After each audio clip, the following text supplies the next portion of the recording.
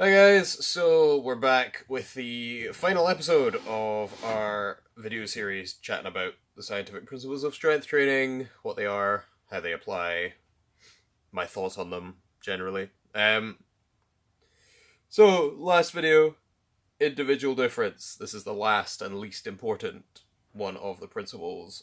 Before anyone goes absolutely spare, being like, "Oh, I obviously never trade anyone," blah blah blah. Everybody's different, blah blah. Everyone isn't really that different, and also everything previous to this has to apply before you apply individual differences. It's not that they are not important, it's just out of everything previously, they are the least important. You see the difference? So, usual case study will be somebody with, like, oh, I don't know, like an injury history, or somebody with I don't know, fucking genetic predisposition, like, I don't know. Um, However, everybody needs overload. Done. Like, in the context of getting better at strength stuff or hypertrophy stuff, training, there needs to be overload. There is no genetic predisposition slash injury history slash amount of drugs that will change the fact that you need to be overloading your training in order to get better over time. Similarly, there is no set of those circumstances that will make you get better at powerlifting if all you are doing is running 5Ks every week. So you need specificity.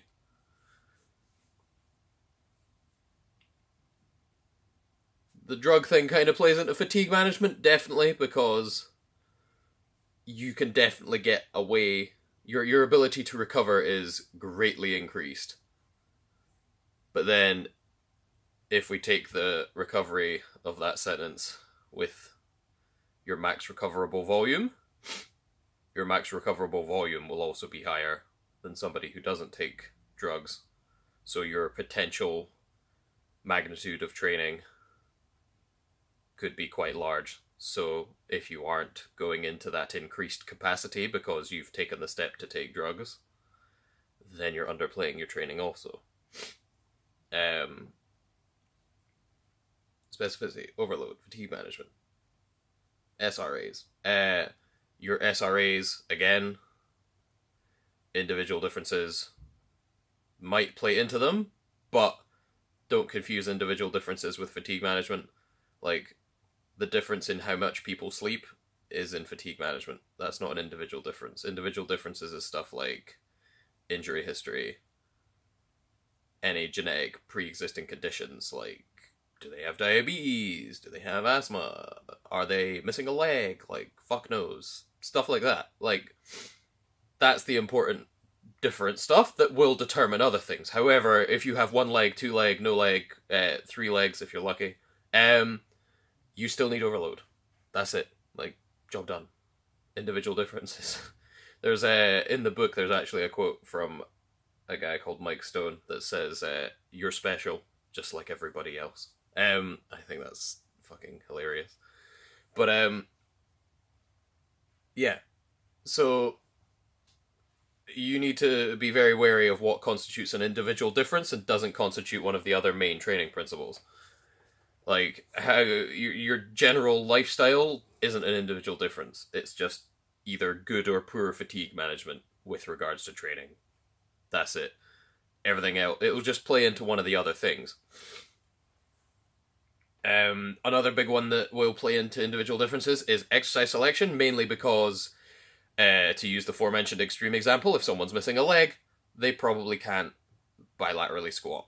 They could do split squats and varying other things of that on their one leg, but they're not going to be able to do leg movements. So the amount of work done will be less because they literally have half the equipment of most people.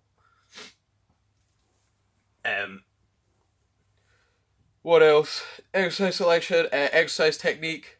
Again, if we go into a slightly less extreme example, if injury history is a thing, certain exercises might be off the cards.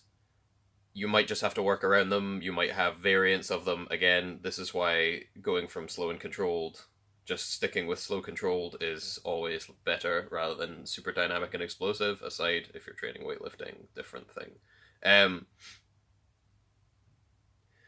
But yeah, so if you've, I don't know, had like a hamstring rupture or something and you're back, like you're just getting back into that and you're trying to work on some general strength stuff or some hypertrophy stuff to try and like just get some technique, get some stuff going. Nordics probably not a good idea for that kind of stuff. Probably wouldn't jump in at the deep end. I'd probably go with something a bit more reasonable. But that's person to person. Again, back injuries are pretty like lower back, non-specific low back pain, deep back muscular strains, disc injuries, that kind of stuff. Might have to watch how much deadlifting you're doing. You definitely have to worry about your technical consistency, making sure that you can definitely maintain position throughout. You're not losing any spinal rigidity or spinal positioning at the sake of hip flexion, as in if you run out of hip and you start bending from your spine, not good. You need to keep an eye on that because that stuff will aggravate your injuries. But aside from that, again, just having a sore back doesn't negate you from any of the preceding principles. Again, variation still important. You can be as injured and genetically predisposed as you want, but you will still run into adaptive resistance if all you do is the same shit over and over and over again. What else? Training age is good. I generally call it qualification just because it's a bit friendlier than being like, are you a weak ass bitch or not? Yeah, so training age in terms of how many years have they been lifting, what's your technique like? That usually plays with injury history as well, because the longer you train, the more likely you are to get injured. It's almost guaranteed you're going to get injured at some point. If you're trying to push the boat at all, you're at one point going to push it too much, because that's how you find out how far you can go. So that'll do. Recovery rates generally vary quite a lot. MRV will vary quite a lot. Again, this is talking two different people. There can be variance, as well as one person at two different times can vary. So like one person, MRV in caloric surplus we've touched on before versus MRV in caloric deficit will obviously be less than if in a surplus, because your fatigue management will be worse because you don't have an abundance of calories to use to fully recover or make up for any other lacking areas of recovery like sleep, relaxation, general stress, whatever. So you'll have to account for that. It's pretty much going to be a constantly varying value. So this is where decent note taking and will pay dividends, because you're like, oh cool, so my training year started off with 3 blocks of hypertrophy, 3 months, 3 blocks of I got it right the first fucking time and then I tried to do it, I did it wrong. 3 blocks of hypertrophy in a calorie deficit for body recomposition because I could be leaner in my weight class. Sweet. Do that. Kind of figured out that my rough numbers, like total MRV for most things, was around 10 to 12 sets a week. Minimum effective was about 10 to 12 sets a week. My maximum MRV for most things in a deficit was about 18 sets a week. I couldn't really push more than that, except on bench. I could push it to 20 and still feel alive the next week. Fine. Then you go into your strength training, because again, phase potentiation, body recomp, you might gain a little bit of muscle, not much, but you're mostly just using fat. But then at your new lower body weight, all lean and mean and looking keen, you're gonna do some strength work to alleviate the adaptive resistance of hypertrophy and get some strength practice in to hopefully compete at your new, much leaner, maybe in the same, maybe in a new weight class. So, general strength training stuff, chucking the belt back on, working down in volume, so you won't be working up to an MRV, you'll be pushing the intensities up. Generally, I think it's like 10% overall higher, mostly than like where you would scale on your hypertrophy. You just scale higher on your general strength. So like 60 to 75% on hypertrophy, 70 to 85% on strength, and you'll be going like, I don't know, keeping the volumes the same for the MAV stuff of like 10 to 12 sets on week one of the block, and then working up to maybe if your MRV was around kind of 18 in a calorie deficit for a start, you'll be on maintenance, so you'll have an extra possibly 500-ish calories to play with. Again, depends on how you cut. That's a different video. So, working from 10 to 12 sets, kind of like hypertrophy, working but at slightly higher percentages, working up to, let's say, 16 sets a week. Pretty good. You can also ramp the proximity to failure up a bit quicker. So whereas in hypertrophy you might be 3 from fail, 3 from fail, 2 from fail, 1 from fail. In strength training you might just take the first week 3 from fail and then go 2 from fail, 2 from fail, 1 from fail. And just vary the rep ranges more. Again, variation, important. SRA stuff, or sorry, we'll stick with our faux block example. Cool, so you get through your general strength work, then you go into then you're going into your competition prep specific stuff. So you might start chucking in, oh fuck. So you go into your competition prep stuff, so you might start chucking in I quite like to do the old singlet and 8 RPE, which is essentially singlet 3 from fail. Works out about 90 to 92%, and then use that to auto-regulate training a little bit. So when you're doing that kind of stuff, volume-wise, just count it as a working set, albeit a single, but definitely count it as a working set. So if your starting sets for the week are 10, if you are doing each main lift twice a week, that's 6 working sets already taken up by those singles. So then you have 6 other working sets to play with, to start with. You can ramp it up later, but that's what you've got to play with to start with. Just to be conservative, essentially, start there and figure it out. Single, obviously not as taxing, because we're talking volume. It's the same for intrasets. Again, a single that is heavy is not as hard as a 12 rep max. Guaranteed. So start there and work up. So then we will bring the volume right down, like we said, for peak stuff. Ramp the intensity way up, so everything is like 80 to 95, 97-ish percent. You might want to start doing walkouts or holds with over your 1 rep max. Just, again, confidence, core work, all this other stuff that's variable through in the peaking thing. Lots of people do different shit. And hopefully that lower volume will help clear fatigue, but the higher the super high intensity should mean that there isn't enough leeway for any muscle to drop off. Also, the fact that you're not peaking for like a full block, you're only peaking for like a week or 2 weeks, assuming you're, again, amateur lifter or low qualification.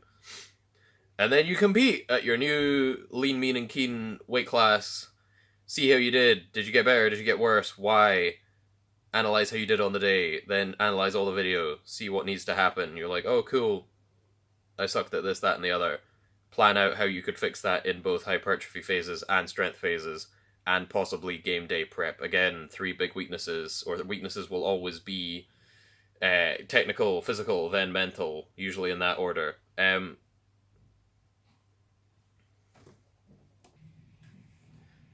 So weaknesses will be technical, physical, mental, usually in that order. There's usually some play between physical and mental, depending, and it's usually gender specific.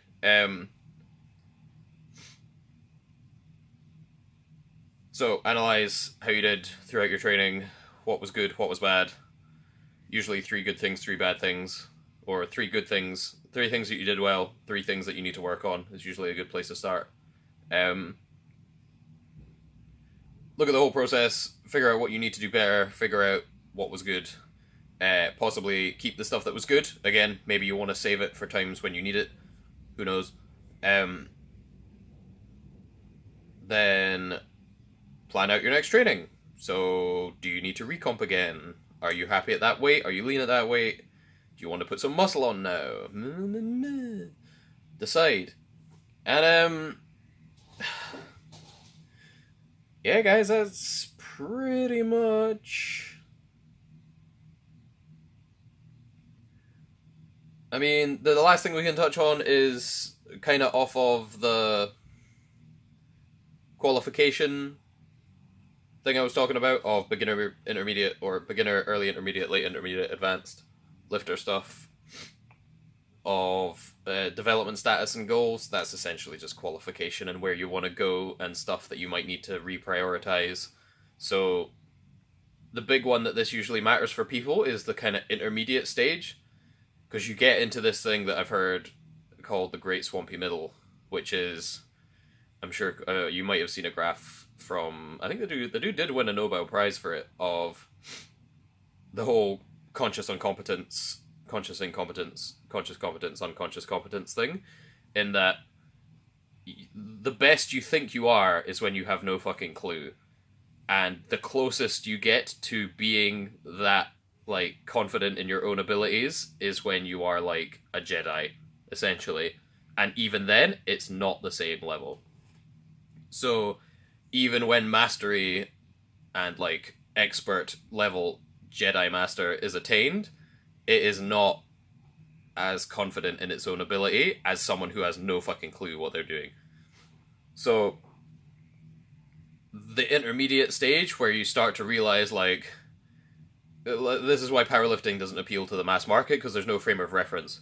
So you see, like, Ray Williams squatting like fucking 4 billion pounds, and you're like, I don't know what that is. Like, there's no reference. It's just like, it just looks like one of those comedy barbells on Tom and Jerry with like some squares on either side, and it bends a bit, and he's a big dude.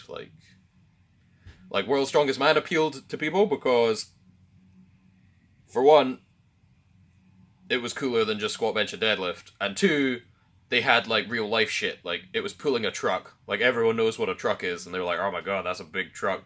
And then they had some dude just pulling it with a harness on, like some sort of fucking jacked up reindeer. That's relatable. Whereas just like weight on a bar, going up and down in some fashion, is kind of like, nobody knows. But when you get into the kind of middle and the mix of stuff, like your newbie gains are long gone, like you're gonna have to start actually taking shit quite serious to get better, that's when it starts getting kind of gross, because you have to start, again, making decisions. You have to consistently do the right things all the time. You have to, like, make sure fatigue management's on top, plan your training, plan your phases, do decent needs analysis, make sure everything's going to be stacking up towards what you want to get to. You've definitely got to address your recomp issues if you haven't already. Again, this is why I said doing it as a beginner is way more beneficial. Of like, yes, it's kind of boring when all you want to do is get absolutely jacked, to spend the first time essentially doing, like, I don't know, fucking around, being like doing the powerlifting equivalent of Slimming World and like getting lean. However, it pays dividends later on. Like, it really does, because you don't have to start getting pretty good to the point where, like, you could compete nationally, maybe not place, but be competitive, to then realize, oh fuck, like, I need to get more muscle, but to stay in this weight class, I'd need to lose fat first because I'm soft as fuck in this weight class. So that's like, I mean, potentially, depending on how out of the way you are, that could be 6 months' work. So you've got to do 6 months of work, which isn't the work you want to be doing then. Ideally, you want to be doing that at the start. But now you've got to chuck it right in the middle, so your performance might dip out, you might drop off, and that's hard to deal with. Like, once because it seems like you're losing work. You're not, you're just taking a couple steps back to take multiple steps forward, but that's because you didn't do it or address it in the beginning, or at any other point up until when you realized, like, oh fuck, now.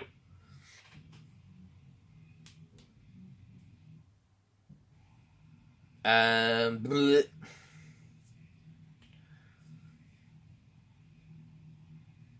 The other thing is that it might start becoming limited by stuff like finances and free time. As much as powerlifting doesn't take up much time compared to other sports at all. Like, again, if you've ever met someone who competitively swims, have fun. They're the kind of people that know there's 2 5 o'clocks in a day. Like, they're nutters. Powerlifting's like 2 hours, 5 days a week or something, like 10 hours a week. Big deal. But more the financial stuff of affording decent food all the time, or at least the right kinds of food. Again, as you get into the intermediate side of things, you can't just rely on calories and macros. While that is a very large chunk of the argument, 80%-ish of the argument, that other 20% starts mattering a lot more. So that's like nutrient timing, supplementation, and food quality, to the tune of like, what did I say? Supplements about 5%, nutrient timing about 10, nutrient quality about another 5. So that's 20% overall for the other 80. So that extra 20% will start making a difference, especially if it's consistently stacked up over and over and over and over. Yeah, you might have to start again, because if you start competing at national levels, that's traveling, that's time off work. You need to start banking holidays from work to go. You need to have the money to go, stuff like this, to get competitively better. Because again, there's a difference between, like, you can be as good as you want. Like, I don't care what you total in the gym. If you can't rock up and do it on a platform, it doesn't fucking count. For powerlifting. Like, it just doesn't count. Tough. Like, there's probably plenty of strong dudes out there who could knock off various people in the UK powerlifting scene, but for whatever reason, they don't want to get in a singlet, show up at a sports centre in the middle of nowhere and fucking do it. It doesn't matter how strong they are in the gym. It doesn't count. That's where the mental aspect of stuff will come in, of like, you need to get competition day practice at varying different places, because again, you'll be traveling, you'll be competing with different people. You might even run into some people who are dickheads and actually try and affect how you do on the day negatively. Quite rare in powerlifting. Everyone's pretty sound, but you never know. I've heard of it on a couple of occasions at least. And you need practice dealing with that, just like you need practice dealing with everything else. Like, so you're going to have to start taking those kinds of things into account. I can't really think of anything else, guys. Again, individual differences is the least important, just because not very much plays into it. It's usually covered by everything else. Because again, most people think individual differences is like, oh, work hours, money, blah, blah, blah. Like, it's not. It's just all fatigue management shit. The important individual difference stuff doesn't make that much of a difference. Anyway, hope you enjoyed these videos. If you haven't, definitely tell me how much you hate my face in the comments. Leave some abuse, that would be fantastic. Or dank memes, those are good. We're also hopefully going to have a pretty big announcement soon. I'm going to make a separate video about that. However, stay tuned, watch this space. Catch you guys later. Goodbye.